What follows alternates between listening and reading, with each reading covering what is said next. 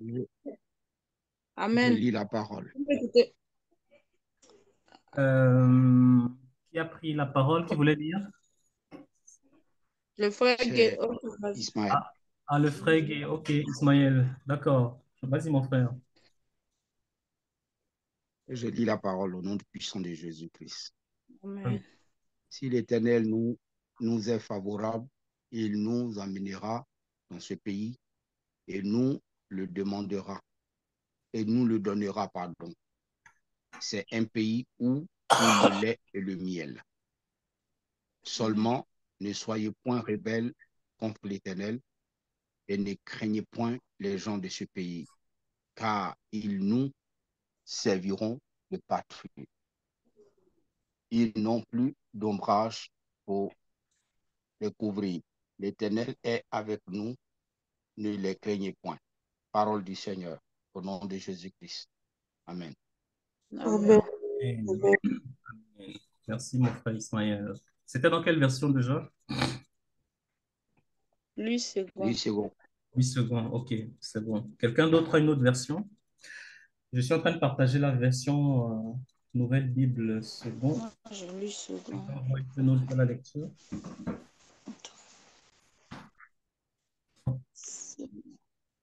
Est-ce que vous voyez mon écran? Oui. Alors, celui qui voit peut lire, hein? Attends. Ouais. Je lis la parole de Dieu. Vas-y, Marina. Allô? Oui, on te suit. Ok, je lis la parole de Dieu. Si le Seigneur prend plaisir en nous, il nous fera entrer dans ce pays et nous le donnera. C'est un pays ruisselant de lait et de miel. Seulement, ne, nous re- ne vous rebellez pas contre le Seigneur et n'ayez pas peur du peuple du pays. Nous, en- nous n'en ferons qu'une bouchée. Ils n'ont plus d'ombrage pour les couvrir. Le Seigneur est avec nous. N'ayez pas peur d'eux. Amen. Amen. Amen, amen. Ok, je lis dans la version Bible du Semeur. Si l'Éternel nous est favorable, il nous y mènera et il nous donnera ce pays ruisselant de lait et de miel. Seulement, ne vous révoltez pas contre l'Éternel. N'ayez pas peur de ces gens, les gens de ce pays, car nous n'en ferons qu'une bouchée. Leur ombre protectrice est éloignée d'eux, tandis que l'Éternel est avec nous. Ne les craignez donc pas. Amen. Amen. Je vais lire un peu dans une version en anglais, mais qui, voilà, on va traduire en français parce que j'aime bien la façon dont c'est formulé dans cette version. C'est la version New King James. Pourquoi ça ne s'affiche pas? English. Ok, voilà, c'est ça. Puis maintenant, on va chercher une ici. Donc, passage dit, je vais lire en anglais et en français. If the Lord delights in us, then he will bring us into this land and give it to us, a land which flows with milk and honey. Only do not rebel against the Lord, not fear the people of the land, for they are from them, and the Lord is with us. Do not fear them. Donc, littéralement, ça veut dire, si le Seigneur prend plaisir en nous, then he will bring us into this land. Alors, il nous amènera dans ce pays et nous le donnera. Un pays où coule le lait et le miel. Seulement, ne vous rebellez pas contre le Seigneur et n'ayez pas peur du pays qui habite le pays, parce qu'ils sont notre pain. Pardon. Donc, parce qu'ils sont notre pain. Leur protège les a quittés. Si l'Éternel est avec nous, et l'Éternel, pardon, est avec nous, ne les craignez donc pas. Amen. Amen. Est-ce que nous sommes toujours ensemble? Amen, amen, amen. Alors, est-ce que Amen. quelqu'un veut nous Amen. partager son impression. Est-ce que quelqu'un a une impression forte par rapport au passage qu'on vient de lire et est-ce que quelqu'un a déjà une réaction comme ça à chaud? Vous aimeriez nous partager? Sinon, on va commencer le partage et puis pendant que les uns et les autres méditent. Euh, on aura certainement l'occasion de chacun partager ce qui le marque, comment ce passage en tout cas nous marque. Moi, en tout cas, une chose qui m'a marqué pendant que je méditais ce passage, il y a plusieurs choses qui m'ont marqué en fait. Il y a vraiment tout un enseignement, en fait, une exhortation que le Seigneur m'a partagée. C'est premièrement le concept même du pays de lait et de miel en fait. Le pays de lait et de miel. Je reviens sur la version en français, hein. Mais on garde à côté, on garde à côté la version qui nous intéresse en anglais là. Donc, on va pas s'en éloigner. Donc, moi, ce qui me marque, c'est déjà le concept du pays de lait et de miel. Je remarque que dès la première fois que Dieu, en fait, a décrit ce pays-là, le pays de Canaan, comme étant un pays de lait et de miel, c'était un pays qui était habité par des adorateurs d'idoles. C'était un pays qui était souillé par les mauvaises pratiques, les pratiques abominables de ces pays, de ces nations cananéennes, amoréennes et les autres peuples connexes qui, on le sait, étaient idolâtres, qui pratiquaient parfois des sacrifices d'enfants, qui faisaient du culte à Moloch, qui adoraient les astartés, les Baals et tout. Et c'était un pays qui était souillé en fait par leur idolâtrie et leur pratique de sorcellerie. Mais Dieu voyait ce pays comme étant un pays où coule le lait et le miel, parce qu'il avait prévu de le donner à Israël et il savait que quelque chose de précieux devait en ressortir. Moi, ça m'a marqué en fait quand le Seigneur, le Saint-Esprit a tiré ça, a mené ce contraste en fait dans mon esprit. Je ne sais pas si vous vous rendez compte. Quand Dieu en fait envoie Moïse en Égypte pour lui dire, fais sortir pour dire à Pharaon, fais sortir, libère mon peuple afin que il aille m'adorer dans le désert. En fait, Dieu demandait à Moïse de libérer son peuple d'Égypte, de l'esclavage d'Égypte, de 400 ans, 430 ans d'Égypte, d'esclavage en Égypte, pardon, voilà, pour l'emmener dans un pays où Dieu allait établir, où Dieu voulait établir son peuple. C'était dans ce terrain que Israël a occupé pendant un certain nombre d'années et que Dieu appelait un pays où coule le lait et le miel. Cependant, c'était un pays, comme on le sait, où habitaient des peuples étrangers qui pratiquaient des cultes aux idoles. C'était des peuples idolâtres, c'était des peuples qui pratiquaient de la sorcellerie, tellement de choses bizarres. Et quelque part même, dans d'autres passages, on peut voir que l'une des raisons même pour lesquelles Dieu emmenait Israël, c'était pour juger ces nations de leur idolâtrie. C'était voilà, pour purifier, en tout cas pour éradiquer l'idolâtrie qui était pratiquée sur ce territoire et donner en héritage à Israël ce territoire-là. Donc moi, ça me marque déjà sur la façon dont Dieu perçoit les choses. Dieu ne voit vraiment pas les choses comme les hommes regardent en fait. Quelque part, Dieu dit, l'homme regarde aux apparences, mais Dieu regarde au cœur. Donc au-delà des pratiques abominables qui se pratiquaient sur ce terrain, au-delà de l'idolâtrie qui se pratiquait, au-delà de la sorcellerie qui se pratiquait, Dieu regardait au fond quelque chose qui était précieux, quelque chose qui avait de la valeur, quelque chose qui s'apparentait à un délice semblable à du lait et du miel. Et c'est vraiment comme ça que Dieu a voulu d'entrée de jeu que le peuple puisse avoir comme vision sur ce territoire, comme regard sur ce territoire qu'il devait hériter. Et parfois, dans nos vies, en fait, il peut arriver que Dieu nous ait promis des choses. Et lorsqu'on arrive, ce qu'on observe, ce n'est pas toujours à l'image de ce qu'on aurait pensé. Mais il y a un certain regard, en fait, que Dieu voudrait que nous puissions avoir. Il y a un certain regard que Dieu voudrait qu'on puisse avoir.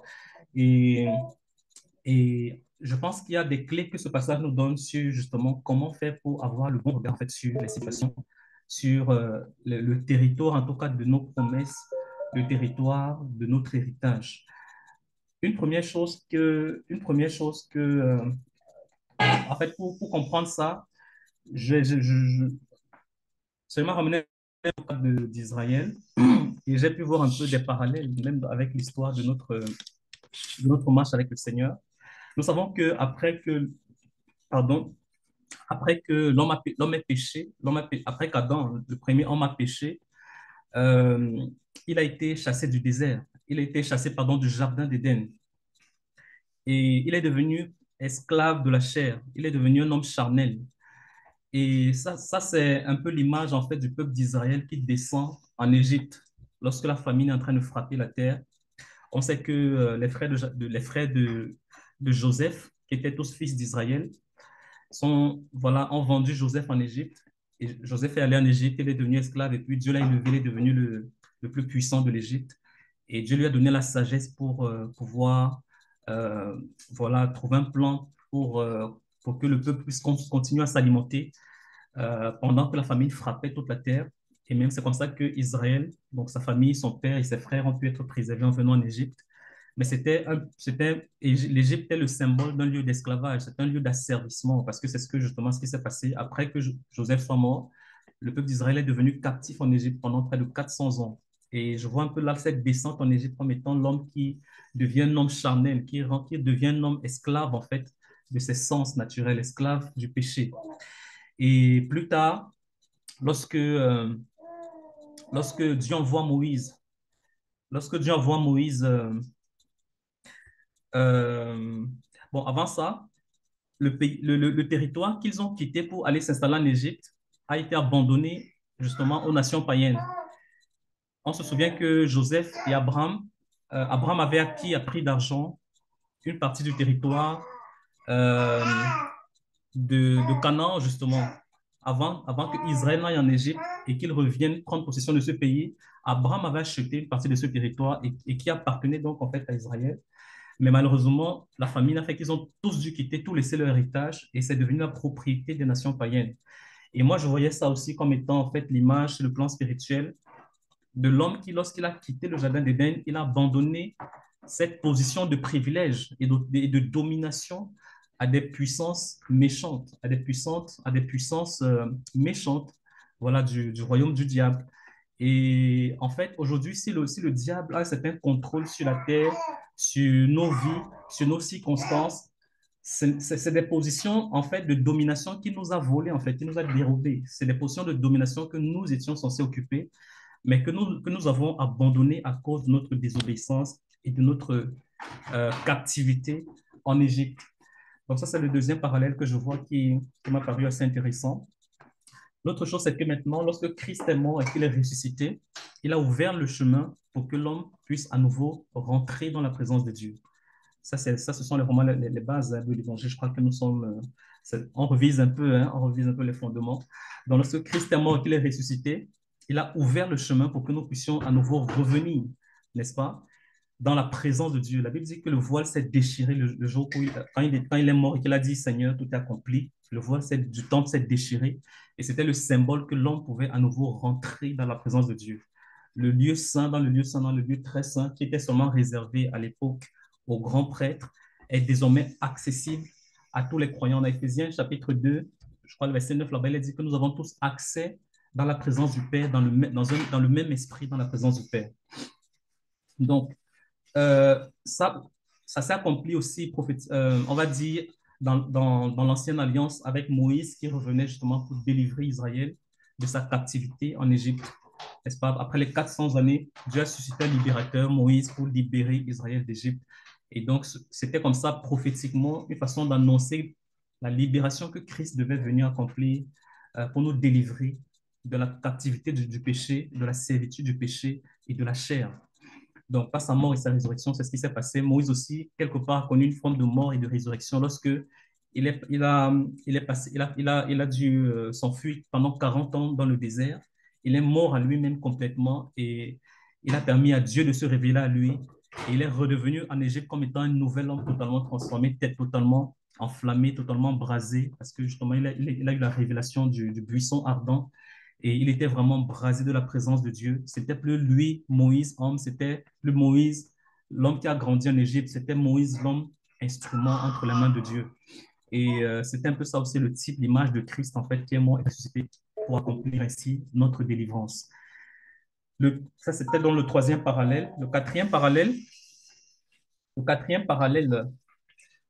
euh, Quatrième parallèle que j'ai trouvé assez intéressant, c'est que la corruption, en dépit de la corruption qui s'est produite, euh, qui s'est produite sur le territoire que Israël avait abandonné, euh, voilà, pour aller en captivité en Égypte, ce pays s'est retrouvé envahi, en tout cas, par les nations païennes et idolâtres qui pratiquaient toutes sortes de magie, de pratiques idolâtres. Mais aux yeux de Dieu, c'était toujours le territoire, un territoire de lait et de miel. On se souvient que quand Dieu appelait Abraham, il lui a dit, lève-toi, quitte la famille de ton père, et lève-toi et va dans un pays que je te montrerai. Et pendant qu'il errait dans le désert et tout, Dieu l'a conduit vers une partie de ce territoire des Amoriens et des Cananéens. Et il a acheté une partie de terrain dans cette région-là. Et c'est avec Moïse qu'on découvre que pour Dieu, c'est un territoire qui est qualifié comme étant un pays de lait où coule le lait et le miel. Et le fait que les étrangers, les païens, les idolâtres ont envahi cette nation, envahi ce territoire-là, ça n'a rien changé en fait à la façon dont Dieu regarde ce territoire. Et pour nous aussi, c'est un peu le cas. La position de domination qu'on avait perdue au Jardin d'Éden à cause de la désobéissance, à cause du péché, lorsque Christ est mort et qu'il est ressuscité, qu'il nous a ouvert la voie pour qu'on puisse être restauré dans la présence de Dieu, c'était aussi en fait une restauration. L'annonce et la promesse que désormais il nous est possible de retrouver notre position de domination dans ce Éden de Dieu, dans ce jardin de Dieu, dans cet endroit que Dieu qualifie de lait, de pays où coule le lait et le miel. Pour nous, sur le plan spirituel, je vois ça comme cette position d'autorité, de domination que l'homme avait. Parce que quand Dieu a créé l'homme, il a dit, voilà, on sait dans Genèse, hein, il a dit à l'homme, je t'établis pour que tu domines sur toutes les créatures dans les cieux, dans les oiseaux dans les cieux, les créatures, tout ce qui marche sur la terre, tout ce qui va même à ras de terre, et sur les poissons de la mer. Donc l'homme est appelé à avoir la domination sur toute la création. Les animaux dans les cieux, les animaux sur la terre, les animaux sous la terre. Il était appelé à cultiver la terre, à la travailler et à la faire fructifier. Il était appelé à se faire multiplier. Tout ça, c'est des images qui parlent en fait des domaines de domination. Nous étions appelés à régner sur tout ce qui concerne en tout cas les puissances dans les lieux célestes. Paul en parle, à régner sur les puissances sur la terre, à régner sur les puissances dans les lieux, à régner en tout cas sur les puissances qui travaillent dans les lieux souterrains.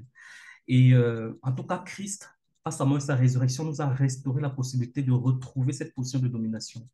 Et moi, donc, je comprenais que c'est cette position de domination, c'est ce lieu de domination que l'homme était appelé à occuper là, qui s'appelle, aux yeux de Dieu, un pays où coule le lait et le miel. Parce que c'est à partir de là que l'homme, qui est créé à l'image de Dieu, peut exercer sa domination pour amener le règne de Dieu dans tout l'univers, dans toute la création. Et il y a pour nous, en tout cas, la nécessité de travailler à soumettre nos vies à Christ pour pouvoir, avec détermination, tout comme Israël a dû le faire, à combattre le bon combat de la foi, tout comme Israël a dû combattre les ennemis sur le chemin de sa destinée, justement sur le chemin de leur retour en territoire promis, sur le chemin de retour en Canaan. Ils ont dû affronter beaucoup d'ennemis dans le but de reconquérir justement le territoire promis, la terre où coule le lait et le miel, qui pour eux était la terre où ils ont été établis en région d'Israël. Pour nous, la Bible dit que ces choses étaient l'ombre des choses à venir. La Bible dit que ces choses-là sont arrivées pour nous servir d'exemple. En fait, je voyais que ce territoire-là, c'était vraiment cette position de domination que nous avons été appelés en fait à occuper pour contrôler, en fait, pour régner sur la création, non seulement sur le plan physique, mais même sur le plan spirituel, parce que nous sommes esprits, âme et corps. Donc, nous sommes appelés à régner sur les puissances dans les lieux célestes, à régner sur les puissances qui agissent sur la terre, les puissances qui agissent sous la terre.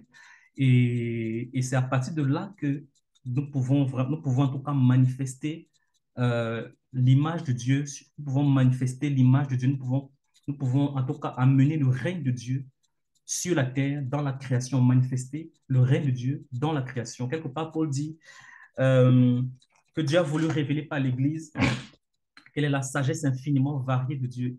Quand Paul parle du mystère de Dieu, c'est tellement merveilleux, c'est tellement merveilleux. Je pense que tous, en fait, ça parle de la même chose. Ça parle de la même réalité, en fait. Cette grâce que Dieu nous a fait, de pouvoir, cette opportunité, en tout cas, que Dieu nous donne et qui reste encore, en tout cas, ouverte pour vous et pour moi, de reconquérir cette de domination, de reconquérir cette position de privilège en esprit pour manifester le règne de Dieu, en fait, pour être des instruments qui vont manifester la gloire de Dieu dans la création, par nos vies transformées, par nos vies renouvelées, par nos vies voilà, crucifiées. À l'exemple de Christ, pas crucifié pour rester dans le tombeau, mais mourir à soi-même pour manifester la vie de Christ. Je pense que l'année passée, avec Pasteur Sanogo, Mohamed Sanogo, on a tellement été enseigné là-dessus. Et cette année, on coule encore dans cette même dimension pour être vraiment des bénédictions pour nos nations, pour nos pays, pour nos familles, pour l'univers. Nous avons besoin de suivre ce processus-là, de combattre ce bon combat de la foi, tout comme Israël a combattu le combat, affronté de tous les ennemis qui se trouvaient sur le chemin de leur reconquête du territoire, du territoire de Canaan. Nous devons combattre, voilà, nous devons persévérer en tout cas dans toutes les épreuves, endurer dans toutes les épreuves que nous pouvons avoir dans cette vie, en restant obéissants à Christ, nous laissant transformer, nous laissant dépouiller de nous-mêmes pour révéler Christ en nous. Et c'est comme ça que nous retrouvons progressivement, en tout cas, la domination, notre position de domination. C'est comme ça que progressivement, nous restaurons, nous révélons cette image de Dieu qui était cachée en nous, en fait. Mais que Christ a rendu possible la possibilité, a réactivé la possibilité de manifester cette image lorsque nous l'avons reçu et lorsqu'il est venu habiter en nous. Désormais, nous pouvons le révéler. Mais pour ça, nous devons travailler, en fait, comme Paul pouvait dire, j'ai été crucifié avec Christ. Si je vis, ce n'est plus moi qui vis, c'est Christ qui vit c'est Christ qui vit en moi. Et il pouvait dire que ma vie présente dans la chair, je la vis dans la foi au Fils de Dieu qui m'a aimé et qui s'est livré lui-même pour moi. Ça, c'est dans Galates 2, verset 20. Donc, il y a peut-être, ça vraiment, ça peut s'appliquer à plusieurs niveaux. Ça peut se voir à plusieurs niveaux. Ce concept de territoire à reconquérir, ce concept de pays pour le lait et le miel, ça peut être à un niveau personnel, ça peut être à un niveau familial, ça peut être à un niveau de nos nations. Et c'est vraiment chacun de s'examiner en tout cas et de voir quel est ce territoire, quel est ce pays de lait et de miel que Dieu m'a promis et que j'ai perdu, mais que j'ai besoin de reconquérir. Quel est ce territoire où coule le lait et le miel, le lait et le miel, que le Seigneur m'appelle à reconquérir. Et je pense que c'est bon de savoir il est bon de savoir que un niveau, en tout cas, à un niveau personnel, à un niveau, au niveau de l'Église, à un niveau collectif, au niveau de nos familles, dans nos familles, il y a quelque chose qui s'appelle un pays où coule le lait et le miel. Parce que ça va nous permettre de savoir que nous avons un héritage à reconquérir, nous avons un héritage à reconquérir. Et voilà, parce que lorsqu'on n'est pas conscient de ça, on peut vivre notre vie voilà, comme tout homme ordinaire, et, et mourir aussi comme tout homme ordinaire, malheureusement, parce qu'on n'aura pas été conscient de notre héritage.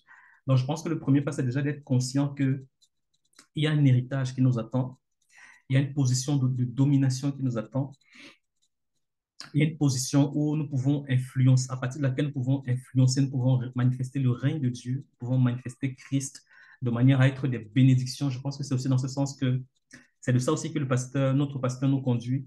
Parce que quand il parle d'être des sources de bénédiction, c'est vraiment lorsqu'on a compris que nous sommes assis avec Christ dans les lieux célestes. C'est vraiment lorsque nous arrivons à occuper en fait cette position en esprit. C'est à partir d'une position élevée qu'on peut bénir. On ne peut pas bénir juste en restant des hommes ordinaires. Pour bénir, pour être des sources de bénédiction, il faut que notre nom dans le règne de l'esprit soit élevé. Un peu comme le nom d'Abraham. Dieu pouvait dire à Abraham que je rendrai ton nom grand parmi les nations. C'est pour ça qu'il pouvait devenir une source de bénédiction. Et ça, c'est un appel qui est disponible aussi pour toi et pour moi. C'est un appel qui est disponible pour chacun de nous. Donc, j'aimerais en tout cas que ce soit chacun de nous, nous puissions en tout cas méditer et demander au Seigneur quel est ce domaine, quel est pays où coule le lait et le miel que j'ai besoin de reconquérir. Ça peut être ta vie de prière, ça peut être ta vie de méditation, ça peut être une certaine fidélité que tu avais au Seigneur il y a un certain nombre d'années, mais que tu n'as plus peut-être aujourd'hui. Ça peut être un domaine dans ta famille où, où le diable est venu s'asseoir, il est venu s'installer comme un homme fort et il maîtrise, il ne veut pas laisser les petits s'en aller. C'est un pays, il faut pas que il faut pas que on approche ces choses avec une mentalité de défaite. Au contraire, c'est là, c'est là notre héritage. C'est là notre héritage. C'est là que se trouve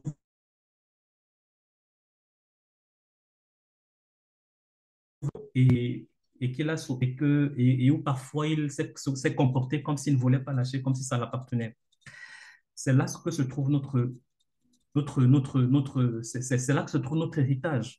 Nous ne devons pas rester indifférents par rapport à cela. Nous devons au contraire nous lever et nous battre pour reconquérir ce territoire, en tout cas, ce territoire parce que Dieu appelle ça un pays où coule le lait et le miel. Ça peut être dans nos pays. Dans nos pays, parfois, sont tenus par des malédictions, sont tenus, le pasteur Sanogo nous a enseigné dessus, sont tenus, sont tenus par des malédictions, sont tenus par des choses qui, en tout cas, les maintiennent dans la servitude. C'est à l'Église de se lever, de prendre conscience et de se lever voilà, pour se battre, pour reconquérir cette position d'autorité où l'ennemi maintient nos nations dans la captivité, maintient nos nations dans la servitude. Et c'est lorsque l'Église se lève dans la prière, se lève dans l'intercession, se lève dans l'obéissance, dans la fidélité à Dieu, que, euh, que je pense qu'au fur et à mesure, nous allons reconquérir en tout cas notre position d'autorité.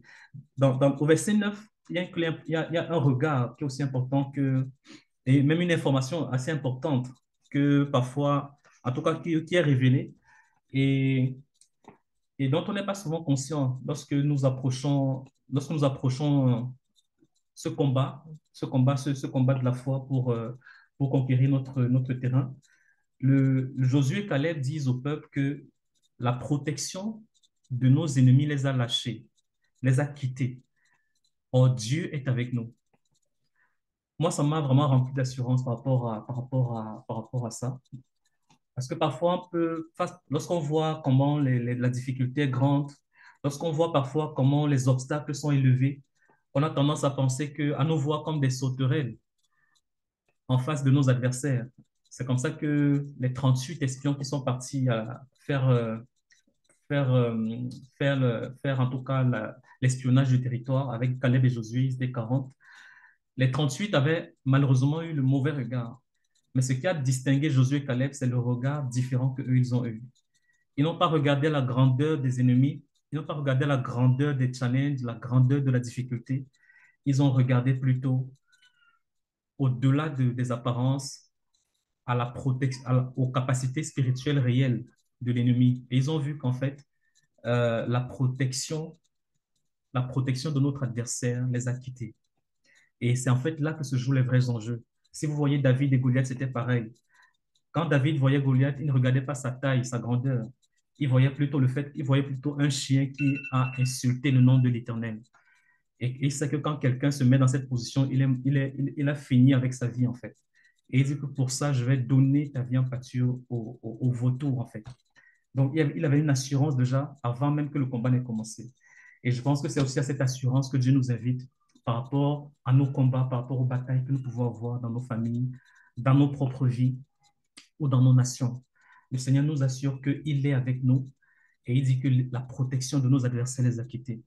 Donc, soyons remplis d'assurance et vraiment prenons courage parce que le Seigneur veut nous donner la victoire. Amen. Amen. Je ne sais pas si, Amen. Amen.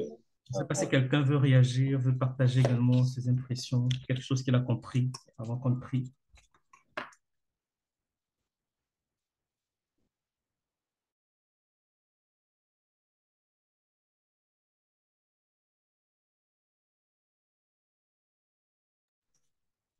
Ou peut-être si quelqu'un a une question, hein, si quelque chose n'est pas clair, c'est aussi l'occasion de s'édifier.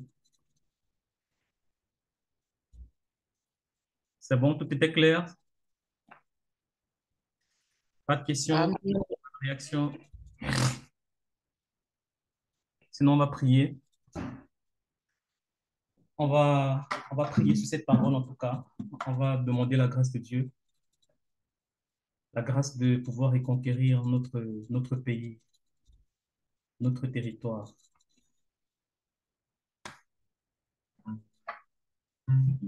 Et on va le faire avec ce chant qui exprime encore notre désir, en tout cas d'achever la course, de marcher, d'arriver au bout du chemin.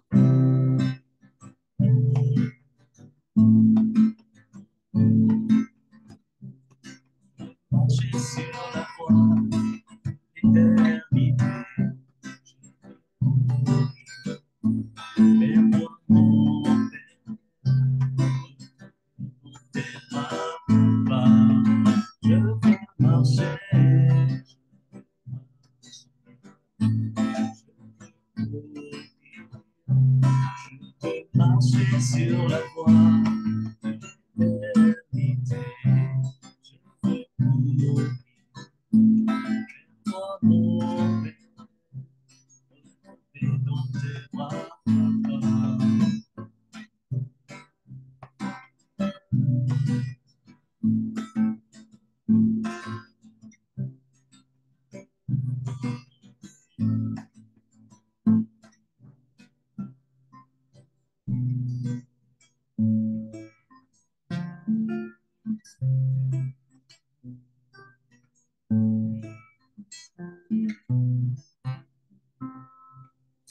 Alors, chacun, nous allons élever la voix, nous allons prier, nous allons dire, nous allons parler au Seigneur chacun de ce territoire, de ce pays, en tout cas, où coule le lait et le miel, qu'il sait que l'ennemi a peut-être,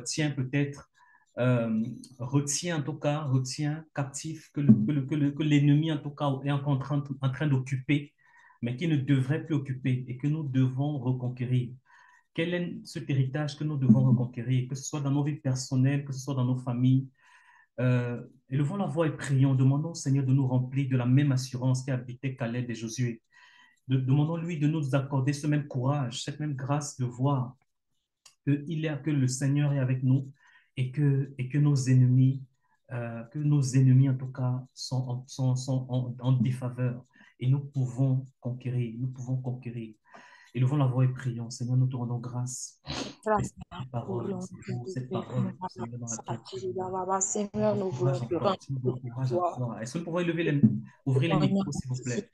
Tu nous encourages encore à croire, Seigneur, que nous pouvons rentrer dans notre héritage. Nous pouvons rentrer, Seigneur, dans nos promesses. Nous pouvons rentrer dans notre grâce. Nous pouvons rentrer dans tout Oh ce Seigneur, je me dis que je suis là où coule le lait et le miel. Ce pays-là que Seigneur, oh, tu m'as envoyé là où coule le lait et le miel. Et l'ennemi est en train de me montrer le contraire par tout.